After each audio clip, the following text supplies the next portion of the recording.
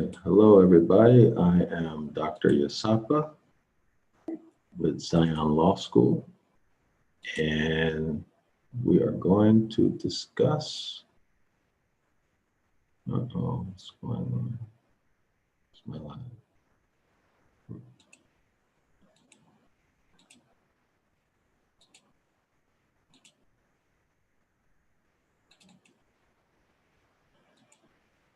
All right. Hello, everybody. I am Dr. Yasapa from Zion Law School, and today we're going to go over the tree of the knowledge of good and bad, Genesis chapter 2, verse 17. And if anybody wants to join in this discussion with me, the link is in the comments section. So feel free to click on the link. It's going to take you to the registration page.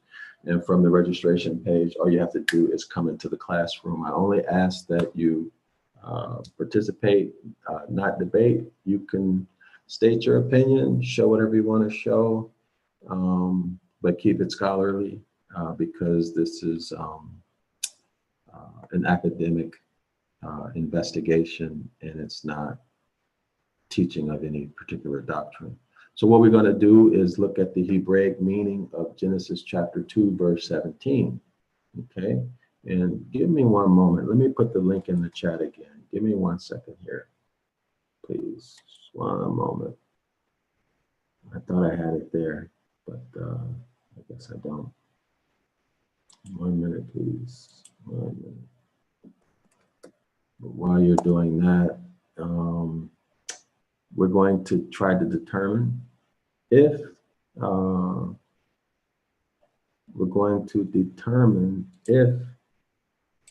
this translation, the tree of the knowledge of good and bad, is an accurate translation, or if it is not an accurate translation. And if it is not an accurate translation, what is the accurate translation or the best rendering of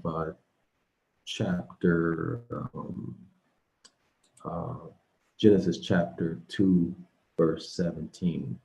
So we'll consider what is the best rendering, okay?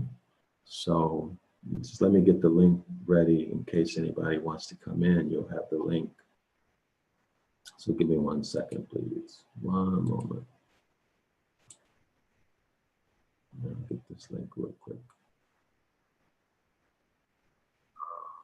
Genesis chapter 2, verse 7. So I guess we'll consider what is the best rendering.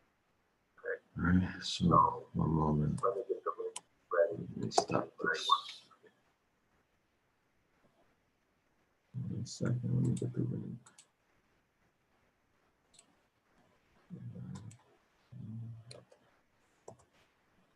I want to put the link in the comments section, and then we'll get started. So we're going to do a academic investigation of the tree of the knowledge of good and evil. And from that, we'll see if this is a accurate translation, or if it, a rendering rather, accurate rendering of the verse, or if it is inaccurate. So here is the link to enter the classroom. Everybody is welcome. Say whatever it is you want to say. You can back up with whatever you want to say. Just I only ask that you don't come in repeating doctrine. Okay.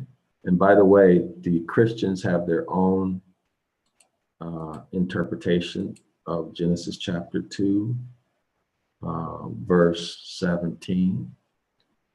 And the Muslims have their own interpretation of this verse. And also the Jewish people have their own interpretation of this verse. And there are several,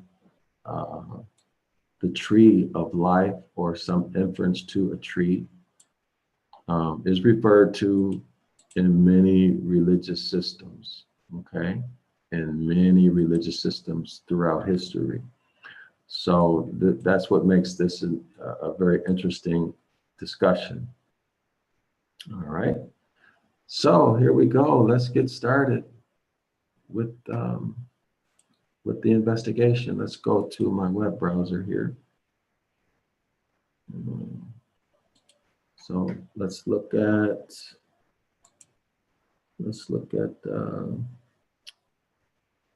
Genesis chapter 2. Okay, so we're going to look at Genesis chapter 2, verse 17 in the Bible Hub.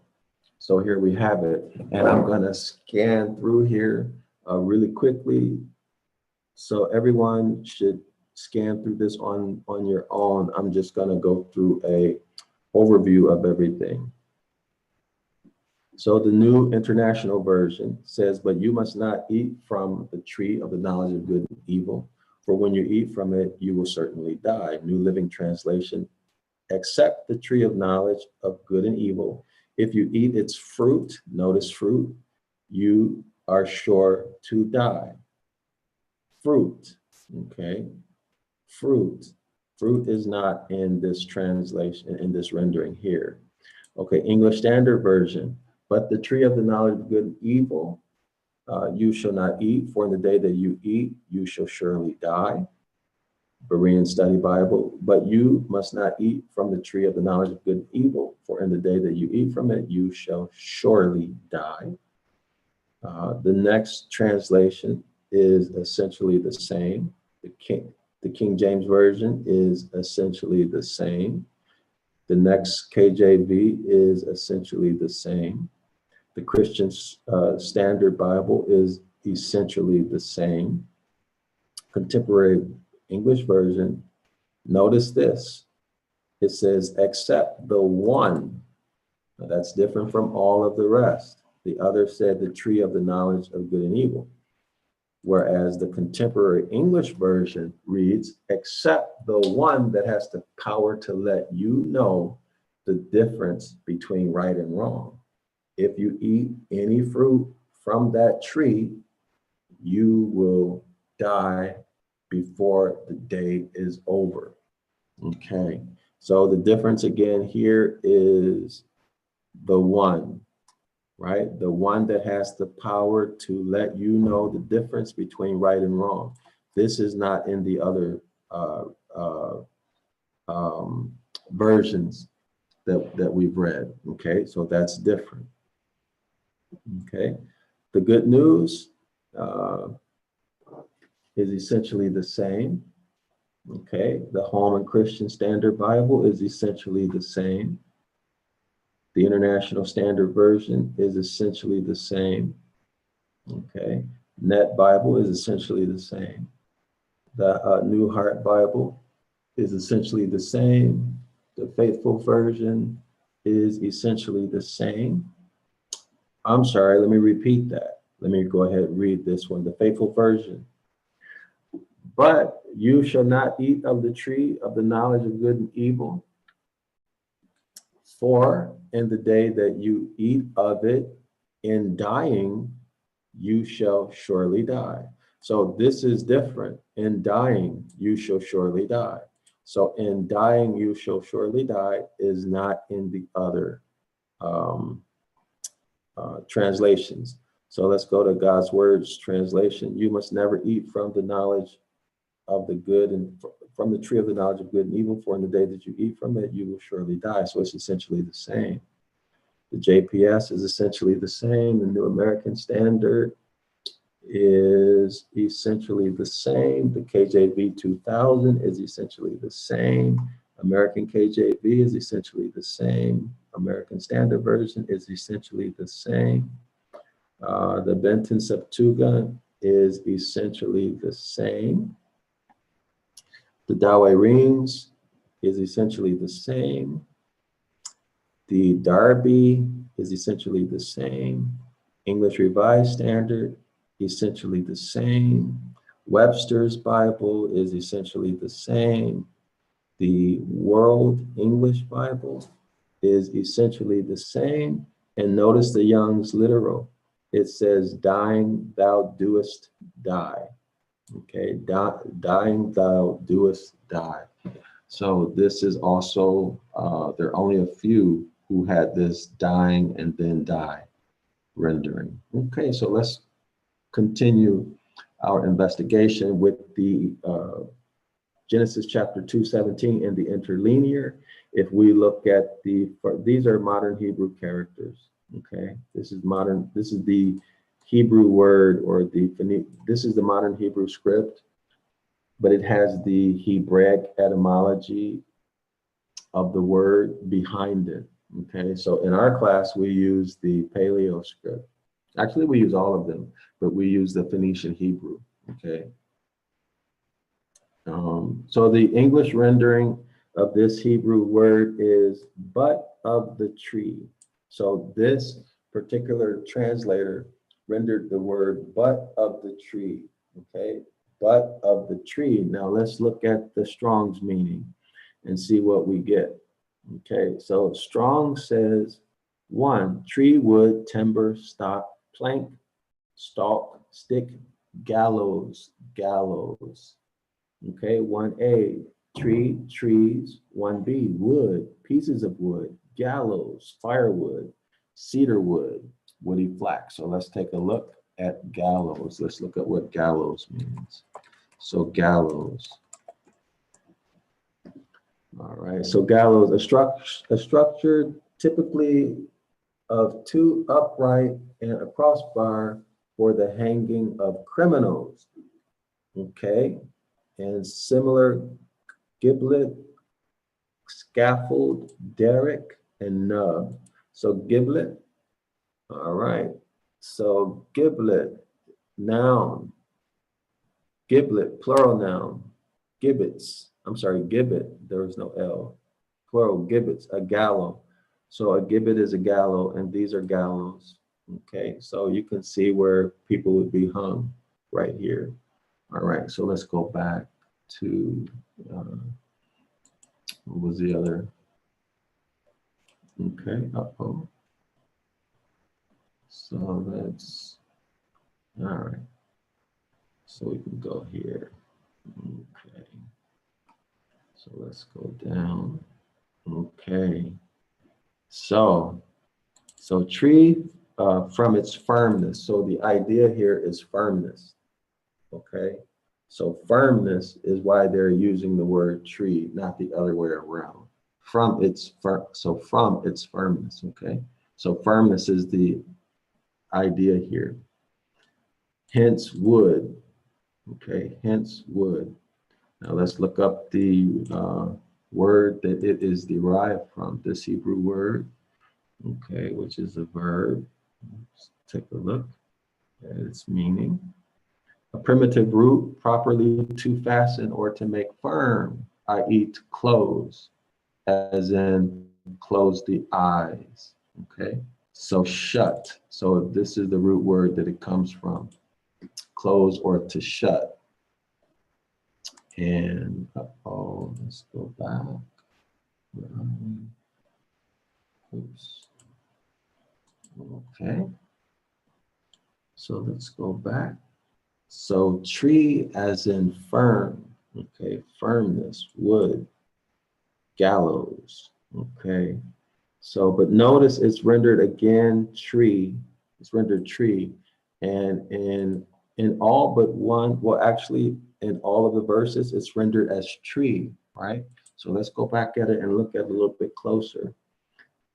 Okay, so 1A, tree, singular, and then tree, plural, more than one. So in every rendering, they chose to render it as just one tree, but it could have just as easily have been 2 or more trees, right? When you look at 1A. The other option would be, it could be rendered wood, okay, or pieces of wood, or gallows. It could be rendered as gallows, okay? Instead of tree or trees, it could be rendered as gallows, okay? Or firewood, cedar wood, woody flax, woody flax, okay? And cedar wood was used for purification and other uses, okay? So the part of speech is conjunctive wa. So it's a conjunction preposition. And then there's a noun, okay? So if you want to know more about this grammar, you can come to class and I'll teach you that. By the way, like and subscribe to the channel. If you like this video, then other people will get a chance to see it. If you don't like it, then the video is not going to move because the distribution of the video is done by likes, okay? And if you haven't already subscribed to the channel, go ahead and subscribe. It would help Zion Law School greatly if you subscribe and also if you like this. But this is valuable information that you're not, I can speak fairly confidently that you're not getting this anywhere else, what I'm doing right now.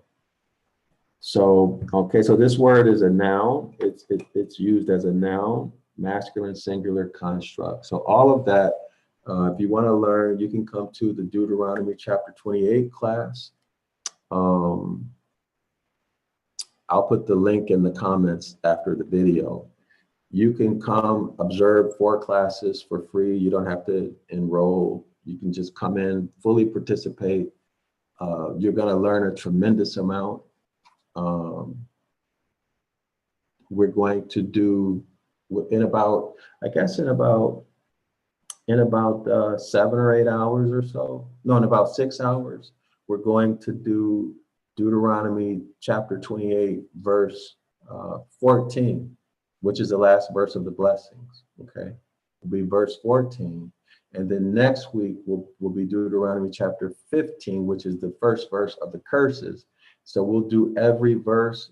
We'll do similar to what we're doing right now, but more in depth.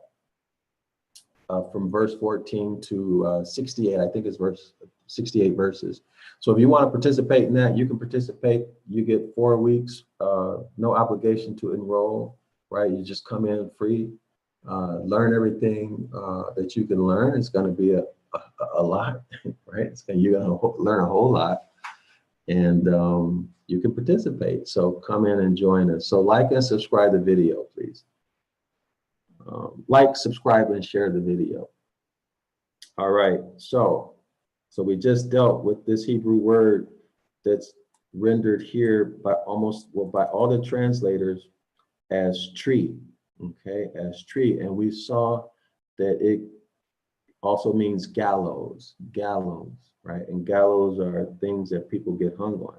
So now the next Phoenician Hebrew word here in the modern Hebrew script is translated of the knowledge, okay? So, but of the tree of the knowledge. So this is an article, okay? It's a noun, feminine singular construct. And again, I'll teach you this if you come to class. Let's look at the etymology of this word.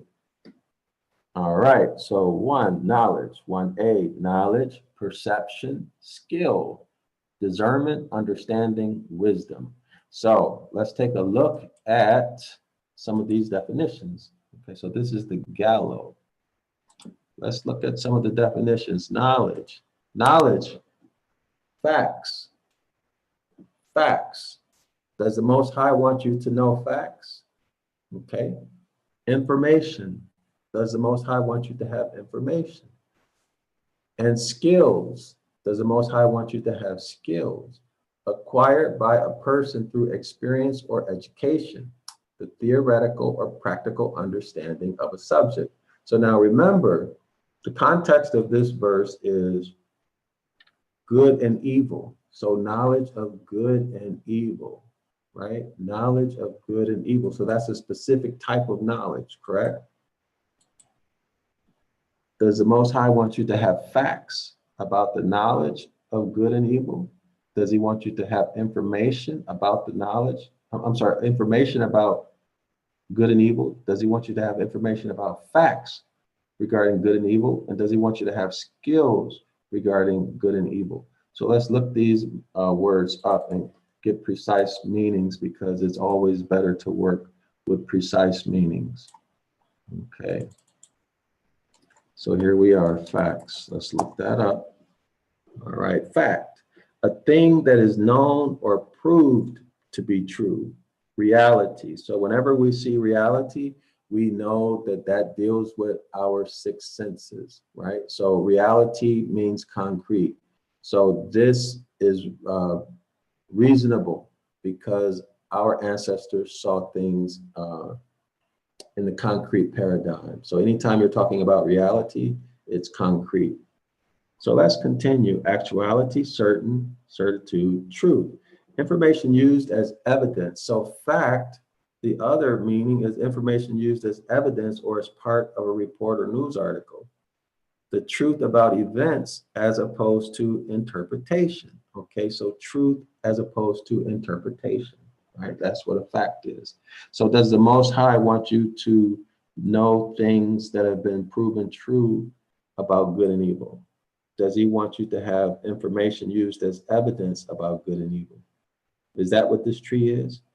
The truth about events, or in other words, the truth about good and evil events, as opposed to an interpretation of those events?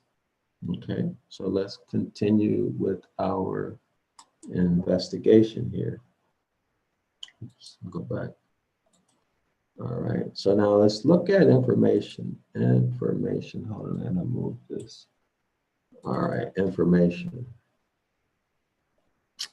Okay, so here we can see things that are or can be known about a given topic, communicable knowledge of something, the act of informing or imparting knowledge, notification. Okay, and then 3, a statement of criminal activity brought before a judge or magistrate. Okay, so it's always interesting to see the legal meanings and to consider how they might apply. All right, so information. Let's look up information. So let's get the precise meaning of information. All right, information. Okay, information. Facts. Facts provided or learned about something or someone. Okay, so this is information is more precise or more specific in meaning than facts. Information has to do with something specific, somebody or something specific. So details, peculiars, okay, statistics, data. What is conveyed or represented by a particular arrangement or sequence of things, okay? Arrangement or sequence of things. So these would be, in other words, how they're ordered, right? How they are ordered, the order in which they occur or the order in which they are presented. So let's continue now. Skills, capacity to do something, technique, capacity to do something well, technique, ability. Skills are acquired or learned as opposed to abilities which are thought of as innate. So in other words, abilities you're born with and skills you learn through life experience or through practice, like basketball skills. Okay, nobody's born with basketball skills, right? You practice and you gain skills. Okay. All right, abilities are things that we are born with. I think that's pretty clear. So now let's look up skills.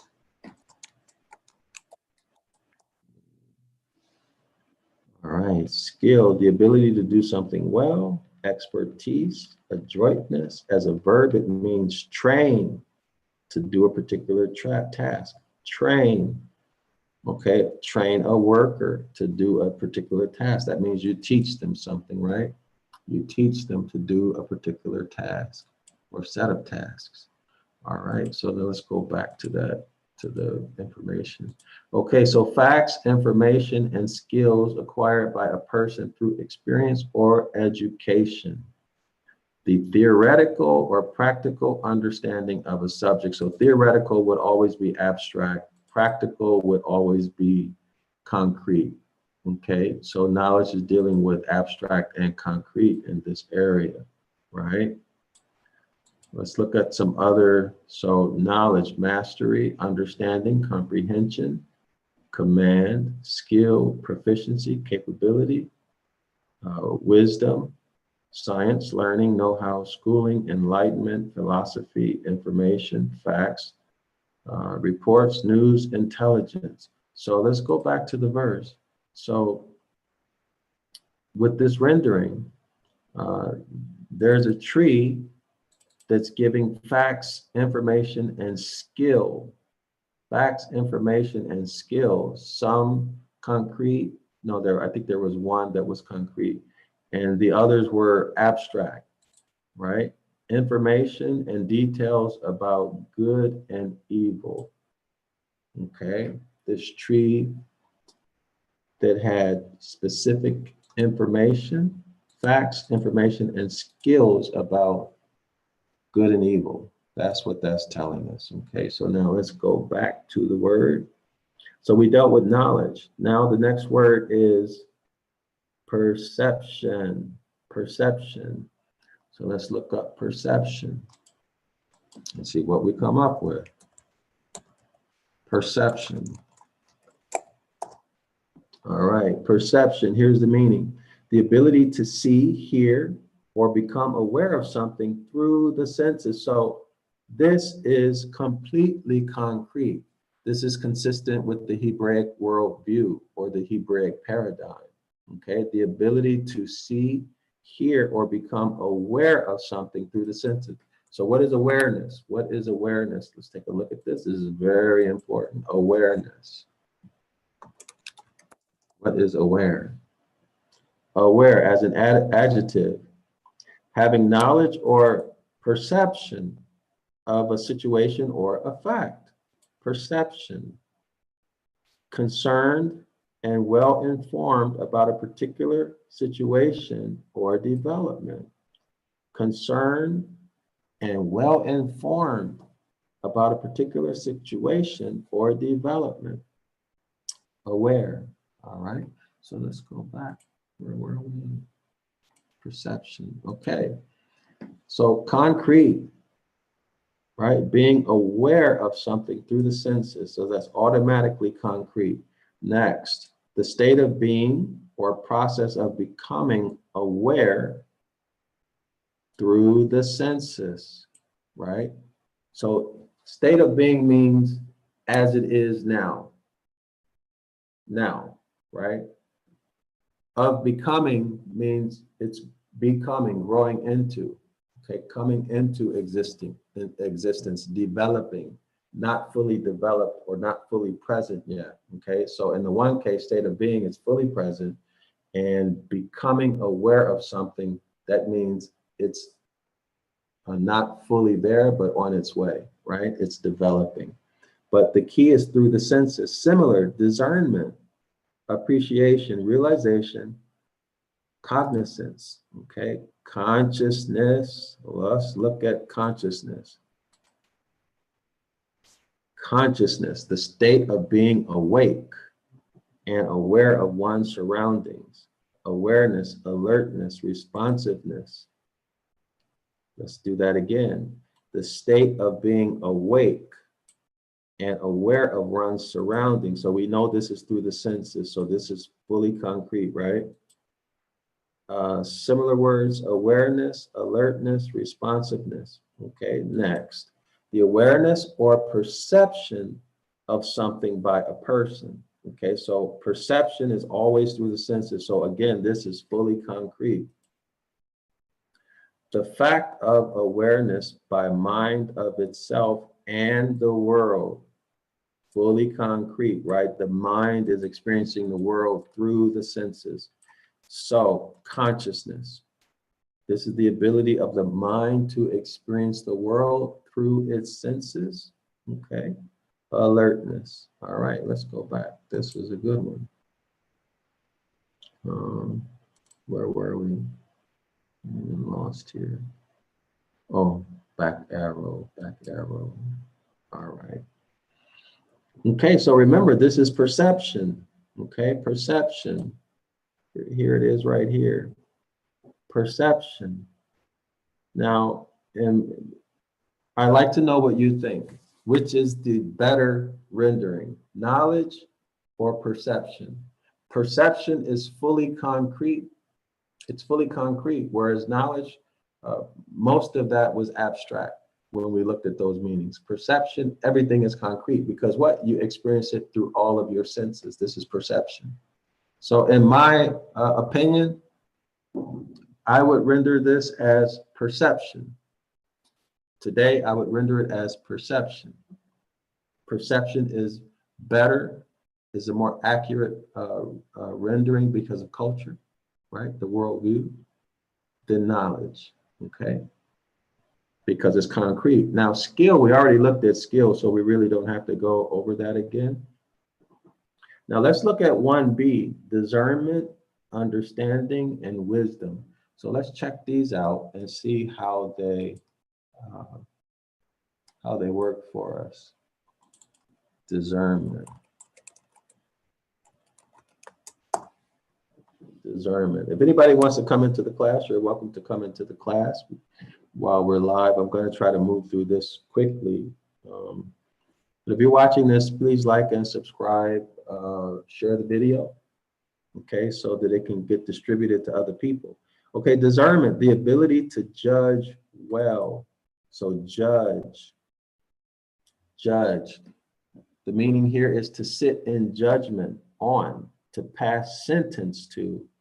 Okay, these are intransitives: to sit in judgment, to act as judge. Okay, now let's look at these.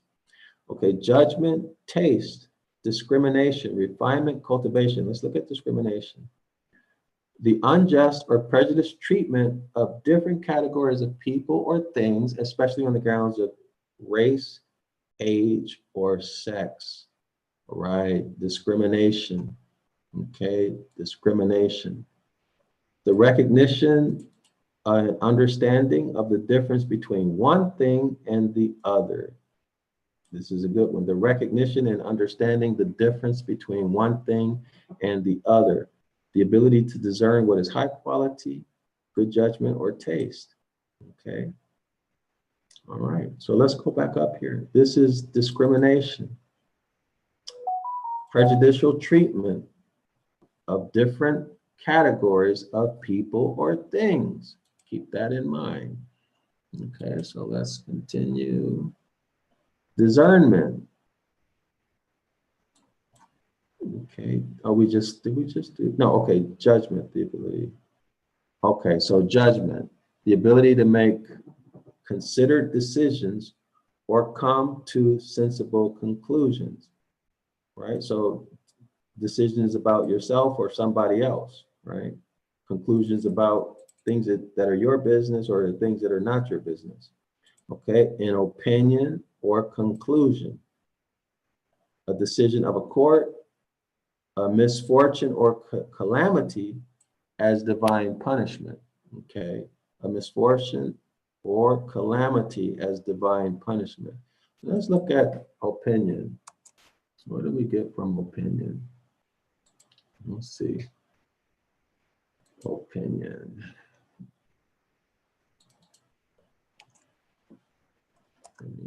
We'll get precise meaning here.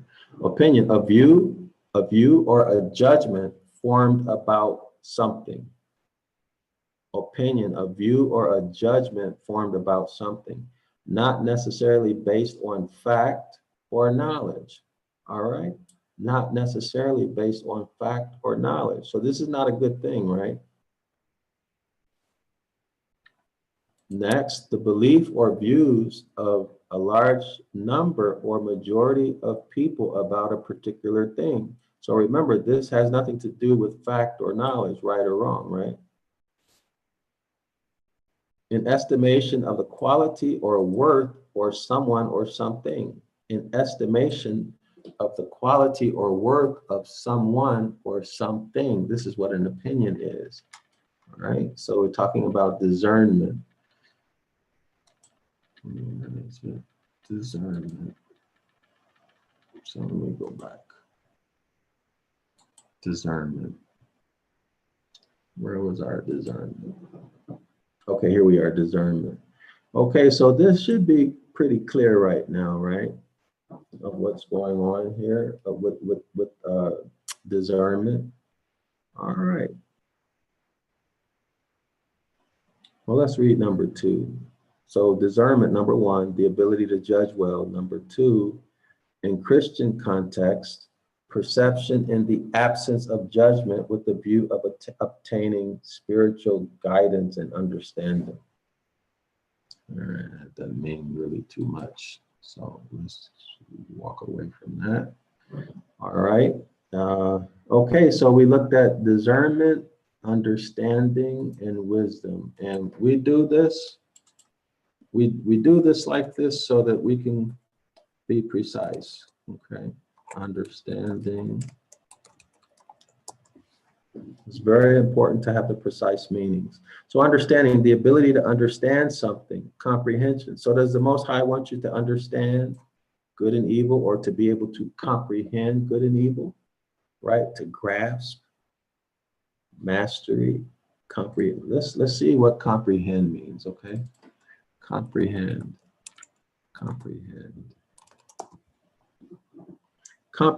understand, mentally understand. So is it something wrong with mentally understanding good and evil?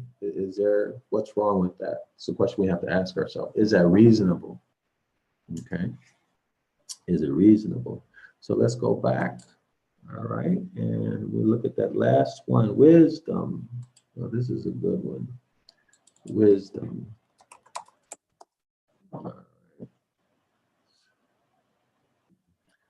Wisdom, the quality of having experience.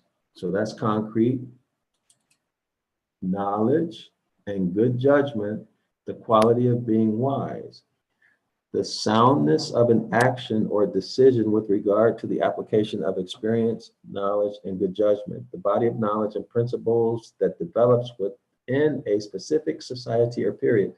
So in other words, wisdom is the ability to use knowledge well, right? Use knowledge to your advantage. That's wisdom. So let's go back. Wisdom is not knowledge, but wisdom is action, right? You guys see that?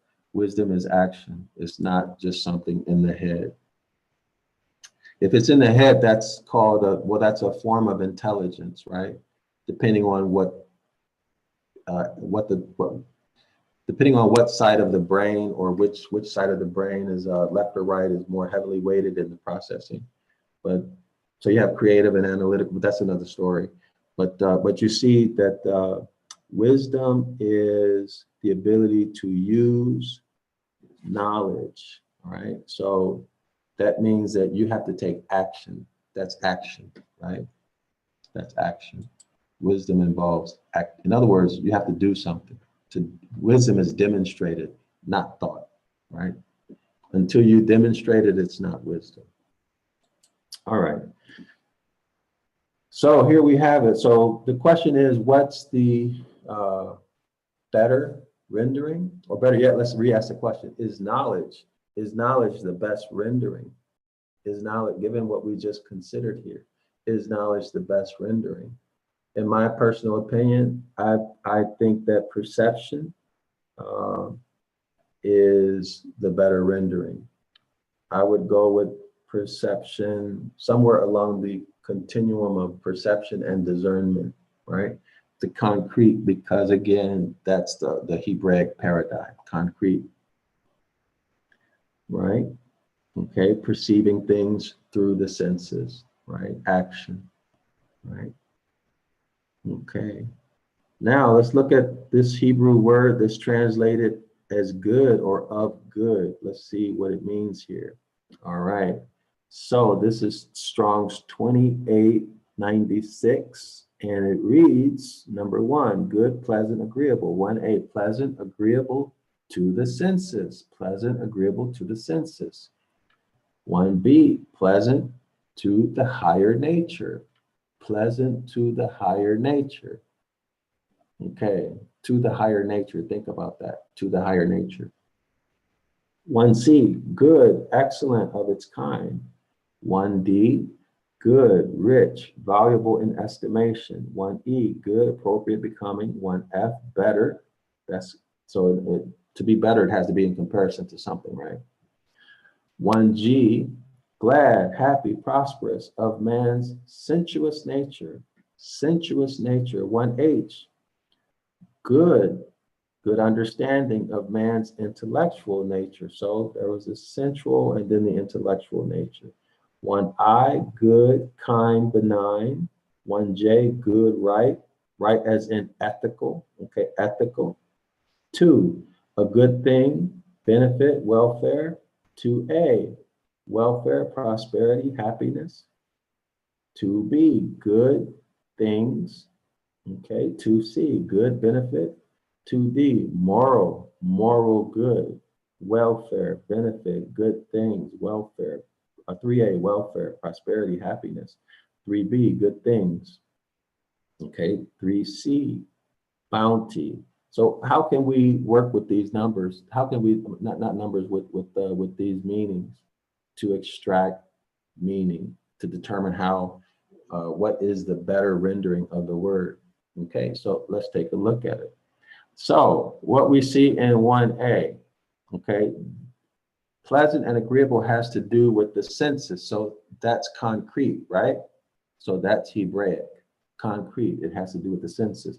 1B, pleasant to the higher nature. The higher nature is what happening in here, okay? Abstract, in my opinion, abstract.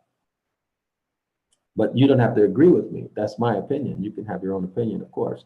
1C, good, excellence, or good or excellent, okay? Abstract, right? 1D, good, rich, valuable, and estimation. Okay, nothing there. Okay. What's interesting to me when we look at this is 1G, which is glad, happy, prosperous of man's sensuous nature. Why? Because sensuous involves the senses, right? Concrete. It involves the senses. Okay. 1H, good understanding of man's intellectual nature. So that would be abstract, right? If you are in one of my classes, you know why it's abstract. 1I, nothing there. 1J. 1J is very interesting. Notice 1J, good, right, as in ethical, So let's take a minute and look up ethical. Ethical. Okay, a branch of philosophy that defines what is good for the individual. A branch of philosophy, this is abstract, right? Philosophy is abstract. For everybody who's in the class or who's taken my classes, they understand why philosophy is abstract.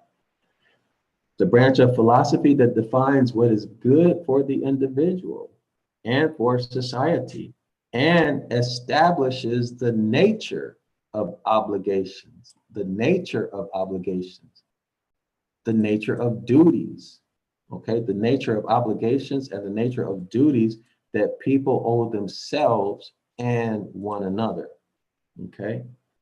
That people owe themselves and one another. Keep this in mind. So let's go back. Okay, good. Keep that in mind. All right. So now let's look at 2D. It says moral good, moral good. Now let's look up moral. Get the precise meaning of moral. Okay. Precise meaning of moral. Moral, concerned with principles of right and wrong. Concerned with principles of right and wrong behavior. Okay, behavior, not thoughts, behavior. And the goodness or badness of human character. Okay, so let's look at this real quick. We'll look up human character. We'll make that clear. So everybody's working with the same meaning, same definitions. Okay, human character, the qualities common to humanity, ordinary human behavior, especially considered as less than perfect, social, okay, the unique elements that form a basic part of human life, as distinguished from animal life. Okay, as distinguished from animal life. Distinguished from animal life. Okay, so let's go back to that. Moral, concerned with the principles of right and wrong behavior, okay, and the goodness and badness of human character. Good, righteous, upright, high-minded, so on and so forth. Holding or manifesting high principles for proper conduct. So this is all behavior, right? All concrete stuff. A lesson, especially one concerning what is right or prudent, that can be derived from a story or piece of information or experience. A person's standard of behavior or beliefs concerning what is and what is not acceptable to them. Okay. Your standard or standards of behavior or belief that establish what's acceptable. Keep this in mind. Keep that in mind. Okay, so those were the ones that stood out to me about the ethics and morality. Okay, ethics and morality, and we looked at those meanings. Okay, so we're going to put all of this stuff together, but right now we're collecting our data, if you will. Okay, now let's look at the word that's translated as evil. This is Strong's number 7451. 1, bad, evil. 1a, bad, disagreeable, malignant. 1b, bad, unpleasant, evil. Evil as in giving pain. So pain would be something that you feel, right? So pain would be, the feeling of pain would be abstract because you feel it in your head, even though you can like smash your finger, but the pain is really in your head. But that can be, some people might say that's concrete, but what might be concrete is what caused the pain, right? Not the pain itself. There's a difference. Okay, giving pain, unhappiness, misery. Emotions are always abstract. 1c, 1c, evil, displeasing. 1d, bad, okay, of its kind, land, water. 1e, bad, as in bad value. 1f, worse than, worst, as a comparison. So you see, this is the opposite of good. Okay, these meanings are the exact opposite of the good. 1g, sad, unhappy. 1h, hurtful, evil, as in hurtful. 1i, bad, unkind, vicious, vicious in disposition. Okay, vicious in disposition, bad, evil, wicked, ethically. So 1J is bad, evil, wicked, ethically. Now we looked up ethically, right? That's a behavior. So it's concrete. You can see the behavior, right? You can see a thief stealing something, or you can hear a liar lying, so on and so forth. All right, so that's very interesting. Okay, 1J1, in general of persons of thoughts. 1J2, deeds, actions. Okay, you can see their actions. Let's see. 2, evil, distress, misery, calamity. 2A, evil, distress, adversity. 2B, evil, injury, wrong. 2C, evil, as in ethical. Okay, so that's behavior. 3, evil, misery, distress, injury. 3A, evil, misery, distress, evil, injury, wrong. 3C, evil as in ethical. Okay, so again, ethics, right? So this good and evil, what's your opinion? How would you render these? Okay, how would you render and why? If you want, put it in the comments. I would like to see it. And like and subscribe the video. Please like, share, and subscribe. And well, you know what I'm trying to say. But what I have in mind here is that this has to do with behavior. Behavior, okay, ethical behavior, right? And let's go back to morals, right? Let's go back to ethics. Okay. that defines what is good. So this is ethics, the branch of philosophy that defines what is good for the individual and for society. So it defines it. That's behavior, right? Good behavior and bad behavior, and establishes the nature of obligations. Okay. In other words, this is what you have to do. This is, or you don't have to do. Duties. This is what you are bound to do. See, that which one is morally or legally obligated to do. That's a duty. Okay. A period of time spent. So not that 3. Describing a workload. So no. Let's look at obligations. Obligation, the act of binding oneself by social, legal, or moral tie to someone. 2, a social, legal, or moral requirement, duty, contract, right? These are all, if it's a duty or a requirement, that's things you got to do, a contract, right? A contract. A course of action imposed by society. So action automatically what?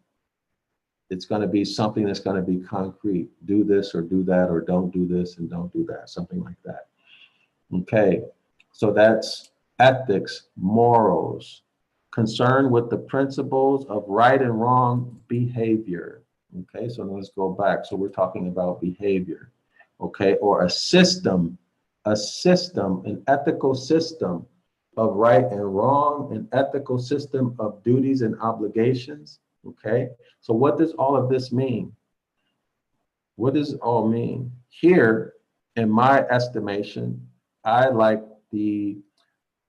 render knowledge, perception, and discernment. Perception and discernment, because they were concrete, right? Perception in particular is fully concrete because it involves the senses, which is by definition concrete, right?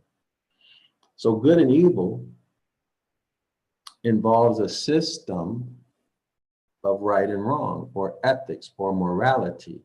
So what we're seeing here, well, this Hebrew word here is not, right? That's pretty clear. We don't really need to go into that. Not.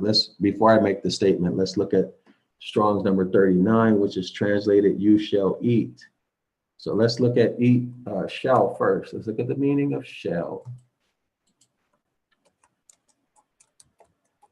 So we can get the tense. Okay, shall is first person. Okay, expressing what? Future tense. So future tense means it has not happened yet, right? That means in the future, it is not now.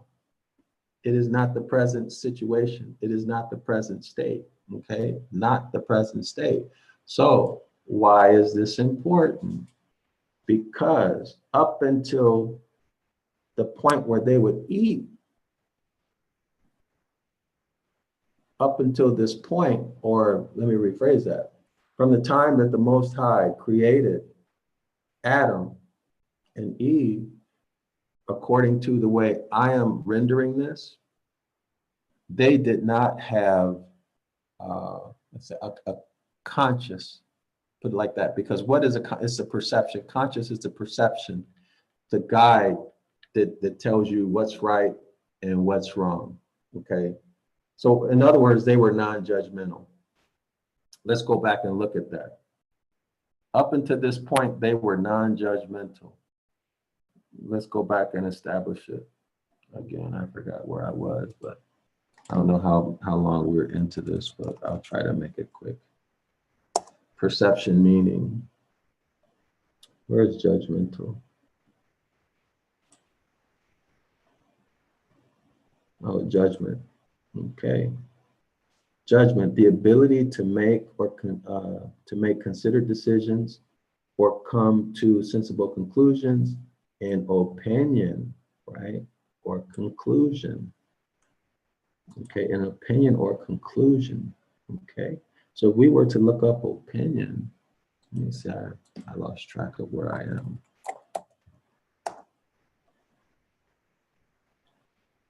Okay, so here we are, judgment, conception, where is it? School of thought, judgment. Okay, well, let me just go ahead and go right to it.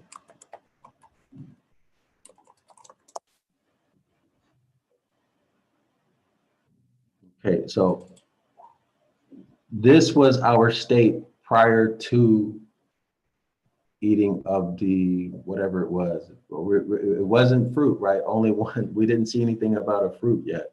But let's before we go there, let's just make sure. When Adam was created, he was conscious. That means aware and responding to one's surroundings. In other words, he was non-judgmental about his surroundings. He didn't have negative thoughts or opinions based upon nothing about his surroundings. I hope everybody can see that, right? He was just fully aware and fully awake. Okay, that's what it's saying. Fully aware and fully awake, having knowledge of something, aware, okay? Having knowledge of something or aware. Okay, so let's get rid of the gallows. Wisdom, let's go back. Comprehend, understanding. Oh, okay, aware. Having knowledge or perception of a situation or a fact, okay? Concerned and well informed about a particular situation or development. See, there's no expression of right and wrong, no morality issue. He was just aware, just present, non-judgmental. Okay, so let's close this out. Okay, he was without, in other words, without ethics, right? According to the text, without ethics, according to the Hebraic meaning. But that's not a bad thing because he didn't need it. Okay. Moral. Okay, so at that time he was without moral or morality. Some people might find this offensive because religions are all based upon morality. Christianity, Islam, morality is a big issue, right? There's judgment of right and wrong. But when we look at the case of Adam, when he was created, he did not have a system of ethics. Morality was not an issue for him. Why was that? Because he was non-judgmental. He didn't need it. Not only that, but there's something else we can go into on the topic. All right. Okay, moral. Okay, so let's go past that. Okay, close that out. All right, so character. Whereas conscience, that's where we were, conscience. Conscience. Okay, so here we are, conscience. What is conscience? If we read conscience, an inner feeling or voice viewed as acting as a guide to rightness or wrongness of one's behavior. Again, consciousness, an inner feeling or voice viewed as acting as a guide to the rightness or wrongness of one's behavior. So when we go back and we look at this, Adam was created without a conscience. Without a conscience. Without a conscience. Think about what that means. Adam was created without a conscience. Let me go back and.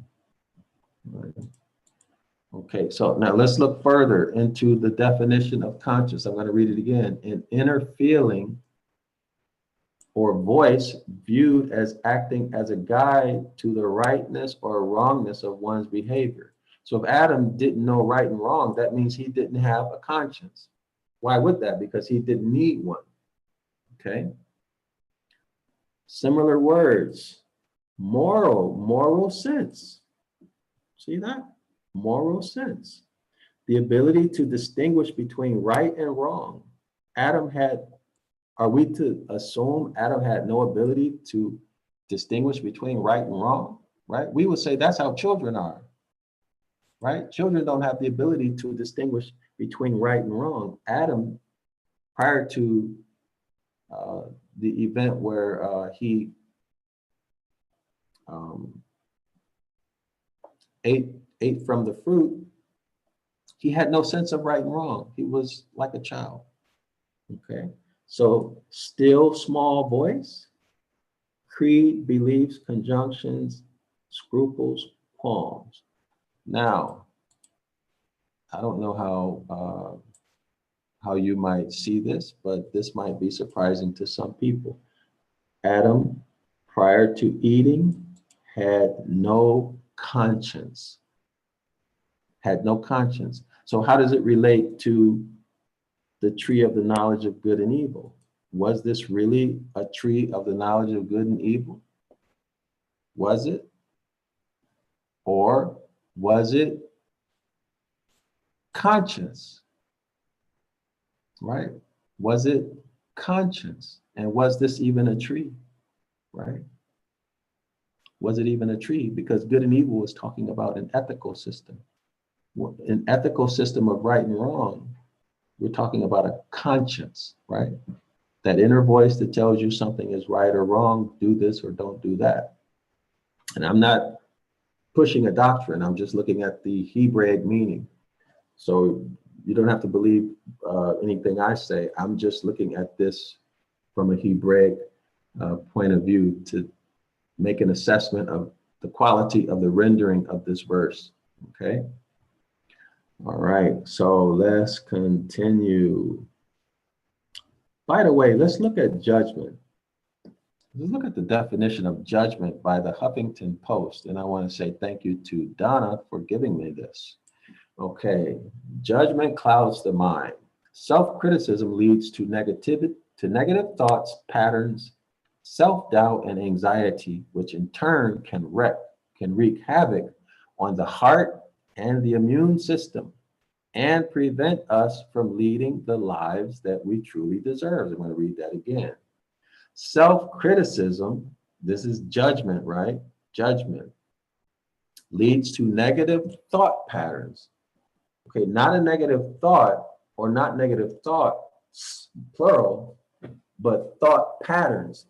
A pattern is a way of habitually thinking. For example, if you put a CD into your computer or you put a DV into your computer and it has a movie on it, it'll always play that movie perfectly. It'll play the music, the song, or the movie. Why? Because there's a pattern embedded in the CD or DVD. In this case, negative thoughts embed a pattern in your mind, okay? Self-criticism leads to negative thought patterns, self-doubt, and anxiety, which in turn can wreak havoc on the heart, that's your heart, and the immune system, and prevent us from leading the lives we truly deserve. Now let's go ahead and read the article. Human beings are prone to judge and evaluate situations, each other, and even ourselves. This is a survival mechanism, something we do to avoid danger and prevent harm from happening to us. However, too much judgment can be a negative thing. When we begin harshly judging others or ourselves, our bodies and our minds bears the brunt of this negativity, right? Self-criticism leads to negative thought patterns, self-doubt, and anxiety, which in turn can wreak havoc on the heart and immune system and prevent us from leading the lives we truly deserve. According to the Harvard Medical School, anxiety is the leading cause of gastrointestinal disorders, respiratory disorders, and heart disease. It is important to be aware of this negative food for the soul and to try and nip it in the bud when it happens. Remember that we are all human and we all make mistakes. Rather than beating yourself up over every little thing, be compassionate and forgiving towards others, towards yourself and others. Tips for enlightening judgment. Be aware of judgment and criticism. Take note of your thoughts and the things you say. Be aware of the times when you are being overly critical and ask yourself why you feel this way. And think about Adam too. Think about Eve. Okay. Are your thoughts rooted in reality, or are they coming from a place of fear and insecurity? Once you notice yourself being judgmental, you can take action to reverse this destructive behavior. Reframe your thoughts. And it goes on to talk about other things. Notice this. Avoid, now you know people are social creatures, right? Look at this bit of advice. Avoid people who are overly judgmental. It is a simple fact that people who spend a significant amount of time together tend to pick up each other's characteristics and behaviors. If you have friends and acquaintances who are harshly critical of themselves and other people, chances are you will begin to be the same or to do the same. Okay, so let me find something else, another article here. Judgmental, let's see, judgmental health effects, something like that. Health effects of being judgmental. So let's see what kind of health effects we can come. Okay, judging someone can have similar effects to other forms of discrimination. People describe feeling isolated, ashamed. Okay, so Adam felt ashamed, didn't he? Eve felt ashamed, didn't they? Misunderstood, criticized, and demeaned. Judging can also result in people being less likely to talk about what they're going through and ask for the help they need. Now let's see. What does it mean to be judgmental? Judgmental is a negative word to describe someone who often rushes to judgment without reason. The adjective judgmental describes someone who forms a lot of opinions. These are words we saw, right? Usually harsh or critical ones about lots of people. Judgmental types are not open-minded or easygoing. Let's see, why is judgmental bad? Okay, why is being judgmental bad? They can get in the way of fixing problems, hurt other people's feelings when you don't need or mean to, and they can harm your own self-esteem and happiness. Research shows that being judgmental of others can negatively affect your self-esteem more than any outside force. This should be becoming clear to everybody by now, I think. Let me take a look at this. What are the consequences of judging others? Judging someone can have similar effects to other forms. Okay, we read that already. What are the consequences of judging others? Okay, we read that. Why do we judge others so quickly? Why is society judgmental? We as a society are judgmental because we lack acceptance. We should learn to open our heart and accept people. Every person we meet has something, Skip that. Why do we judge people? Judging is simply our attempt to create a hierarchy of better than, less than, superior to, inferior to. Okay?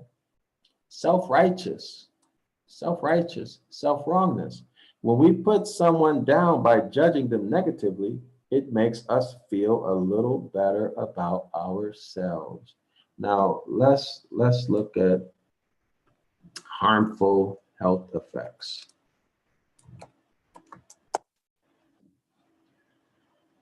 Okay, let's see. Let's see what we find here about harmful health effects of judging others.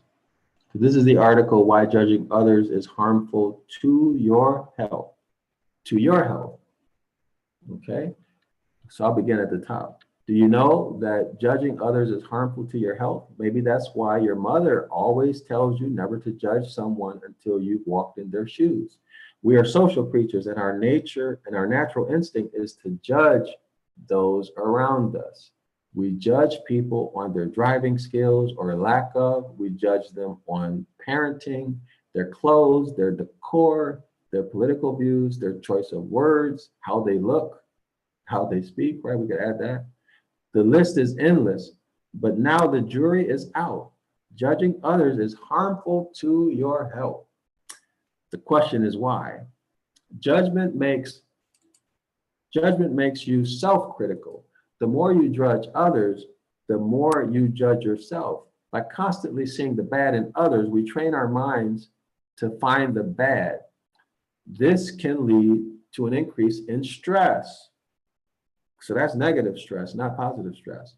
Stress can weaken the immune system and cause high blood pressure, fatigue, depression, anxiety, and stroke. Well, these are the health issues in the so-called Black community, right? These are some of the major things. In fact, 43% of all American adults suffer adverse health effects from stress. Stress can lead to health problems, like it's easy to see the faults, but it takes effort to see the good in others and in ourselves. The more we learn to be accepting of others' faults, the more we learn to love ourselves. It makes people shy away. When people know you're judgmental, they automatically step back. They become very weary of you, and think twice before sharing anything meaningful. Okay? If you want to have relationships that aren't superficial, you need to learn to accept people as they are. Distancing people will lead to you missing out, making a connection with family and friends. Okay, so let's skip that. Okay, so being judgmental stunts personal development. When you point your finger at someone, you're actually pointing back at yourself, right? You're pointing one at them and three back at yourself. Many people turn to criticism of others instead of focusing on how they can improve. It's much easier to blame your partner for being touchy than to accept responsibility for your hurtful words, okay? So it's just not that interesting. People instinctively like to be around positive people. Positive people put out positive energy and are fun to be around. The more negative a person is, the more likely he is to drive friends or to drive away friends. Okay. No one likes listening to a constant barrage of complaints. So, da, da, da, da, da. All right. So let's go back. Okay. So the conscious, right? The conscious, we looked at that, the ethical system of right and wrong. So who determines what your conscious is, right? Who determines that? Is it you, or are you born with it? Or is it established by the community? Okay, it's established by the community. Let me see if I can find something about it.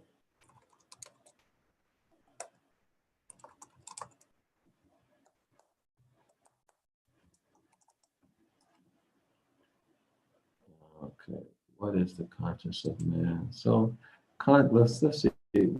Conscious is a cognitive process that elicits emotion and rational associations based on an individual's moral philosophy or value system. So these are, the moral philosophy is what? Obtained at home through whatever church, synagogue, mosque, through school, right? Through interactions with authority figures, right?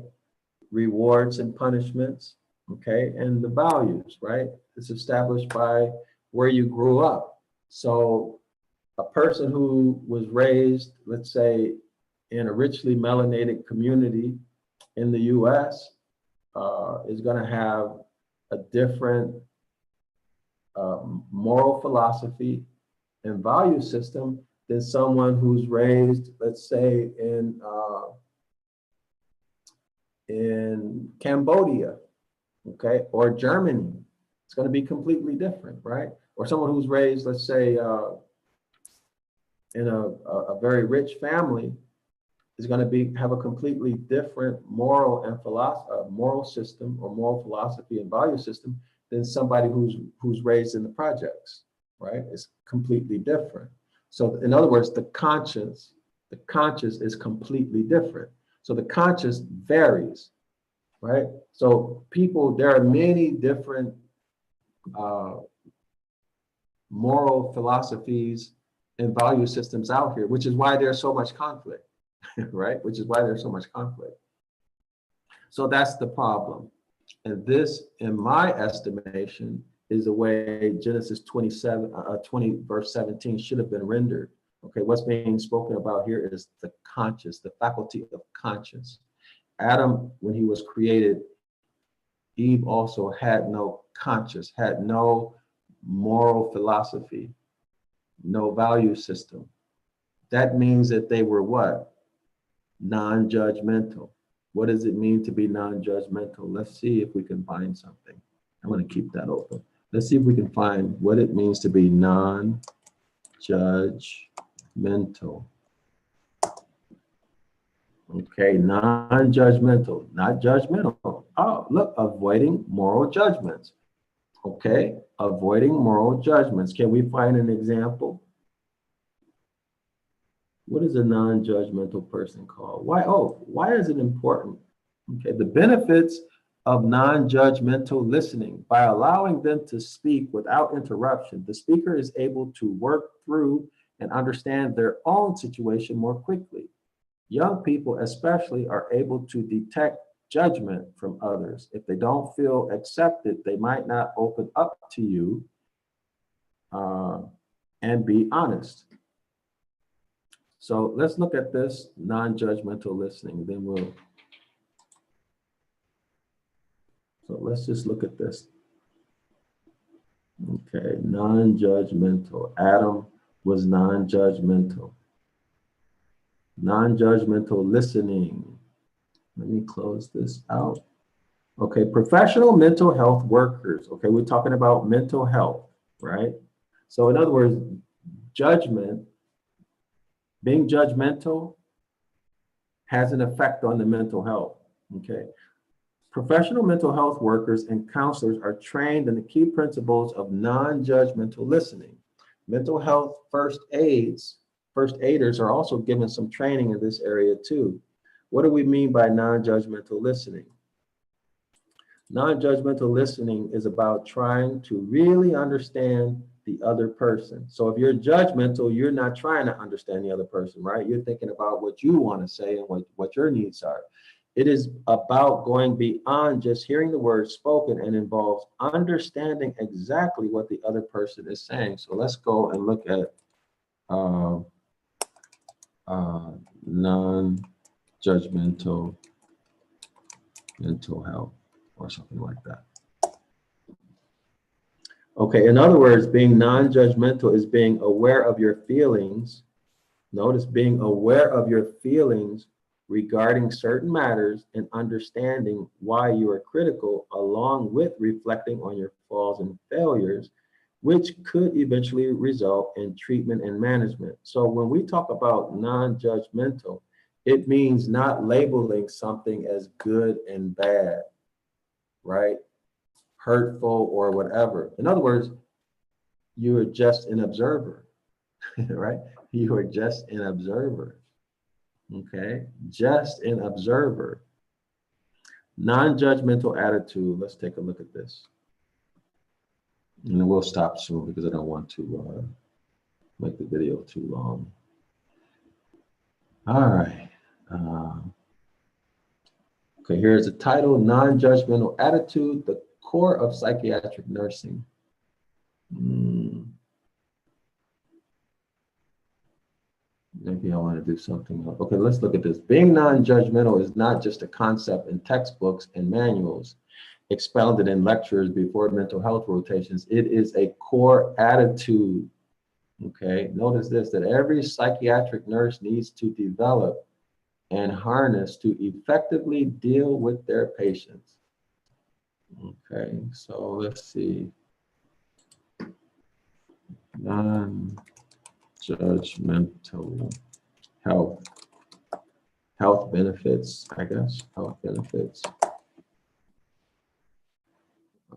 By staying non-judgmental, they are more likely to feel comfortable. No, that's not it. Okay, importance of being, let's see what we find here. The importance of being non-judgmental.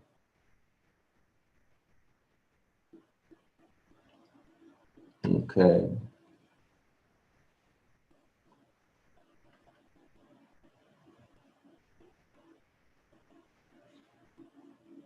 Let's see. All right. I don't want to go through any of this. Well, you all can look it up on your own, but it should, but it should be pretty clear, right? Should be pretty clear. Let me see just one more try.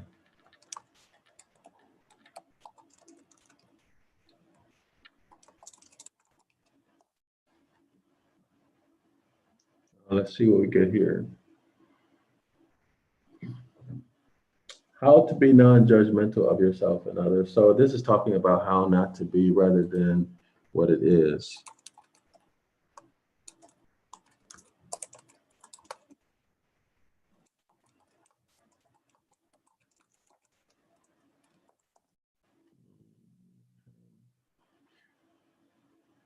What benefits of being non-judgmental? Let's look at that. Okay. Let's see, do they list them? Okay, so the first benefit of being non-judgmental is that it opens you up to new experiences. You have a higher quality of friendships. All right, so I don't like any of this. So let's stop wasting time on that. But anyway, as I mentioned before, this good and evil appears to me to be the conscience, right? The moral philosophy, the value system, so on and so forth. Okay, the knowledge is the perception. Okay, the perception would be the better rendering. Now let's look at you shall eat. Strong's 398. To consume, devour. Now, when we look at you shall eat, that has to do with what? Let's go back. Okay, so we're back in the Bible Hub, Genesis 2:17. So let's read this again. But you must not eat from the tree of the knowledge of good and bad. Okay, so must not eat, that has reference to the tree, and the good and evil is what? Descriptive or specifies what this tree is, right? It's not just a tree, or even is it a tree? Is it a gallows? See, in other words, is the conscience a gallows? Remember the gallows. Okay, let's look at the gallows again. Is the conscience a gallows? Right? Remember gallows? Let's take a look. Is the conscience a gallows? Here's the gallows, right? Where they hang people. See, death. Is the conscience that thing that hangs you? Okay? That the Most High did not want us to have a conscience, right? Why? Because the conscience is judgmental. And when you're judgmental, what does it do to your blood pressure? It increases it. What does it do to your heart? Makes it fail. It harms you. It harms your body, right? And it leads to death. Okay, so shall you eat? Now let's look at the meaning of eat. Okay, Strong's number 398. To eat, devour. Notice this, burn up, to feed. Now, when we go back to the tree, you see trees, you can burn wood, pieces of wood, you can fire wood, you can burn it, right? Okay, so let's continue looking. You can burn them. Okay, so 1A, to eat. Okay, that would be the human subject. 1A2, to eat, devour of beasts and birds.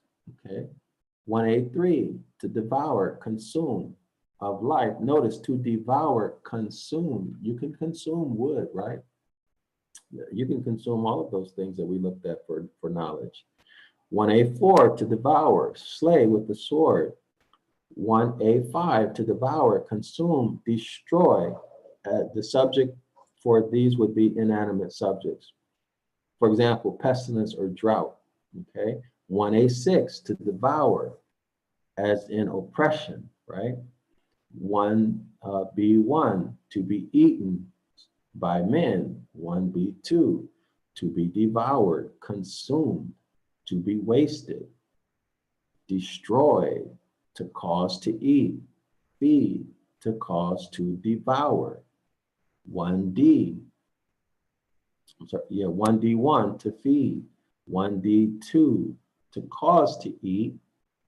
1E1, to consume. Now remember, this eat has to do with the tree, right? Good and evil, the knowledge of good and evil is the type of tree. So to consume the tree, to consume the wood, right? To consume the tree, to consume the wood, or to eat the tree, or to eat the wood. Okay. Notice that there's no fruit. There's no fruit here, right? Did you guys notice that? There is no fruit, okay? But rather, what is it? Let's look at 1A6. 1A6, to devour. See, of oppression, okay, of oppression. Let's go through it one more time. Let's start at 1A1, to eat. So that would be the human subject, right? The human subject eating. 1A2, to eat, devour, of beasts and birds. Okay, so that would be them doing it. 1A3, to devour, consume, of fire. So can that wood be devoured or consumed with fire? Just something to think about. Let's think about it. Apply some analytical thinking to this. 1A4, to devour, slay, of sword. Okay, no. To devour, consume, destroy, as in inanimate subjects. Well, could that have something to do with the gallows? No, you decide. 1A6, to devour, oppression. What about that one? To be eaten. Okay, 1B2, to be devoured, consumed by fire. Okay, does that apply to the wood mentioned? Well, in Strong's number 6086, right? All of these are possible translations: tree, wood, timber, stock, plank, stalk, stick, gallows, okay? Firewood, cedar wood, woody, flax.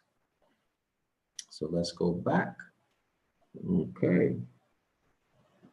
So I don't see anything really else there that I really want to focus on, except for 1E1, which is to consume, right? To consume. Consume could be by fire, right? Doesn't necessarily have to be by eating. Okay, so now we'll look at the word that's translated or rendered as from. So Strong's 4480, it says from, out of, on account of, off, on the side of, since, above, then, so that not, more than, 1A, from, expressing separation, from, as in separation, off, on the side of, 1B, out of, 1B1, okay, with verbs of preceding, removing, expelling. 1B2, of material from which something is made. Notice that all of these are in parentheses, okay? Of source or origin. 1C, out of, some of, from. 1D, from, since, after, as in time. 1E, than, more than, as in, as a comparison. 1F, from, even, to, both, either, or. 1G, then, more than, to, much, for, as in comparison. 1H, from, on account of, through, because, and to, that. Okay, that. Not shall you eat from, Okay, so there's really nothing really there that I see at this point. And 4, we don't really need to go, well, let's see, do we?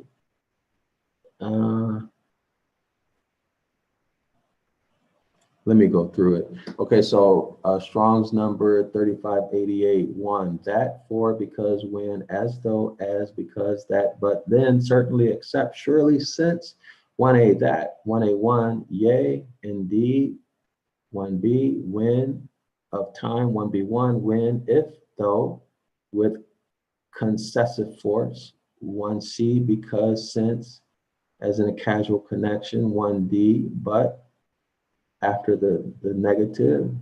1E, that, if, for, if, indeed, if, for, though, but, if, but rather. 1G, except that. 1H, only, nevertheless. 1I, surely. 1J, that is. 1K, but, if. 1L, though. 1M, for as much as. For, therefore. So right now I don't see anything interesting with that. So in the day that you eat from it, I don't think we really need to go through in the day that you eat from it, because this is having to do with the time, right? The day. So I don't want to consider the time, because we're already getting late. That you eat, we already considered the meaning of eat. That's Strong's number 398, right? So it can either be eat, like you eat it through your mouth and you digest it, but consumption could also be by fire or other means of consumption, right? And then of it, what is this? Let's see. This is Strong's 4480. From, out of, on account of, off, and the day that you eat of it. Let's go through these. Okay, so 1B, out of. 1B, 1, with verbs of preceding, removing, expelling. 1B, 2, of material from which something is made. Note that's in parentheses. 1B, 3, again in parentheses, of source or origin. 1C, out of, some of, from. 1D, from, since, after, as in time. 1E, than, more than, so that would be a comparison. 1F, from, even, to, both, and either. 1G, than, more than, too much. Again, a comparison. 1H, from, on account of, through, because, and then to that. I don't at this time see anything interesting right here. This would be the what? The preposition, third person masculine, singular. That's the part of speech. Okay. And the day that you eat from it, so the it would have to do with what? The tree, right? Or what they're rendering as tree. Okay. Surely, the word surely. Now, this is very interesting. Note what surely means in the Hebrew, and note what they translate, what they rendered it as. Okay, so surely, this Hebrew word was rendered surely in English, but note the Hebraic meaning. Strong's number 4191. To die, kill, have one executed. 1A, to die. 1A2, to die as a penalty. Be put to death. 1A3, to die, perish, of a nation. 1A4, to die permanently by neglect of wise moral conduct. Did y'all get that? To die, I'm sorry, prematurely, to die prematurity, to die prematurely by neglect of wise moral conduct. What is that to do, right? To kill, put to death, dispatch. To kill, put to death, 1D, 1D1. To be killed, put to death, 1D, 1A. To die prematurely, to die prematurely. Okay, now note here, this is the same Strong's number. Okay, so when you see the same word repeated twice, it means emphasis. Okay, emphasis, emphasis. Okay, so that's why they said, surely, surely you shall die. And that's why the other versions rendered this as die or dying. Let me go back to it and we can see. Uh, we can find the one. Oh, here it is. Dying, thou doest die. Right? There was another somewhere in here, but that explains why. Dying doeth die. Okay, that's somewhere else in here. So what can we say about all of this? This demonstrates the need for us to understand Ibriata, the Phoenician Hebrew. Okay, we need to be able to look at these words and give an assessment as to the accuracy of the rendering by any Bible translator. And I can teach you these skills at Zion Law School if you want to come and participate for free with any of our classes, right? You get with the Deuteronomy chapter 28 class, we're doing a word for word breakdown of every word, right? And that's its etymology, it's part of speech, everything. You can come and get that in 4 weeks for free. There's no obligation. You're going to learn a tremendous amount. So you may as well come and observe, at least for the 4 weeks. You can decide to stay or you can go, whatever you decide, but you'll at least gain insight and you'll gain skills, even in that short period of time, 4 weeks, right? You'll learn a lot. This demonstrates why we need to learn this, okay? Because if it were me, the way I would render this, I'm not too sure if I would render this as a tree. I prefer gallow, okay? I prefer gallow, okay? And I would render knowledge of good and evil as conscience and or moral philosophy and a value system or something along those lines, okay? And here, this has to do, I'm leaning more toward consuming, as in a fire, as opposed to eating. But I would have to think about this to figure out how to write this in English so that it's easy to understand, but yet captures the full meaning of the Hebraic words here, okay? We call it a workout in our classes, okay? But you see right now from just this summary or this overview I hope that you guys learned a lot by what I just did here. You can render this however you want it. If you're Yasharala, this is your document. You have the responsibility to be able to do this, right? Because you don't know what these hybrids have written is accurate or not, right? How are you going to find out unless you go into it yourself, okay? Unless you do the rendering yourself. It's the only way you can find out. So come to class at Zion Law School. You can learn these skills. There are lots of people who are here who will help you. It's a lot of fun. It's challenging. It's not easy at all, but it's fun. And it's a real eye opener. I can promise you that.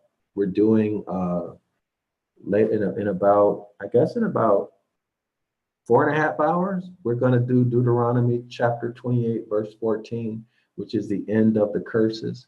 And then next week, we'll do Deuteronomy chapter 28, verse 15, which is the beginning of the curses. And then this course will go all the way into the last verse of Deuteronomy, which is verse 68. I think it's verse 68. And so I'm writing the books as we go. So right now I'm in volume 2. This is the first volume of the curses. You can see behind me, this is Biblical Phoenician Hebrew, Deuteronomy chapter 28, verse 1 through 14. This is volume 2. This is volume 2. So I'm writing volume 3 now, which is going to be verse 15 through maybe 28 or 30, something like that. So anyway, so please like and share this video if you found it interesting, or if you learned something, or if you think somebody else might benefit from it. If you like and share, Post it on your Facebook or Instagram or something like that. Other people can learn about this, and you'll help a lot of people, right? And the task right now is for us to return to the Most High. And the way to do that, the best way to do that is to get our minds off of the curses, change our paradigm. Stop thinking about the curses and start thinking and focusing and acting on the blessings. This is what we have to do as a house of Yasharallah.